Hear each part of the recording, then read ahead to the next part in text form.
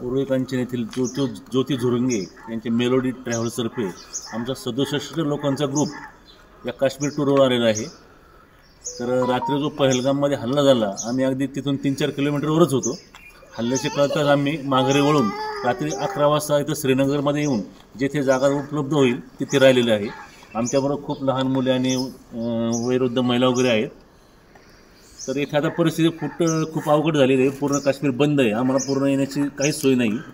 तरी माझी आपल्या परिसरातील आमदार श्री माऊली आबा कटके, आपले खासदार मोहोळ साहेब, विमान वाहतूक मंत्री, नंतर शिंदे साहेब, फडणवीस साहेब यांना विनंती आहे की आम्हा सर्वांना सुखरूप पुण्यापर्यंत पाठवून देण्याची सर्वांना विनंती करतो।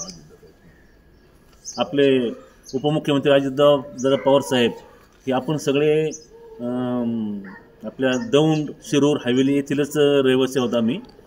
तरी लवकरात लवकर आम्हाला इथून पुण्याला नेण्याची व्यवस्था करावी ही आपल्याला नम्र विनंती आहे।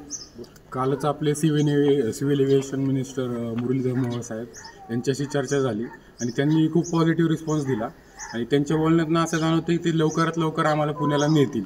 पण इथे वातावरण खूप गंभीर आहे, लहान मुलं आहेत, महिला आहेत, सगळे घाबरत आहेत।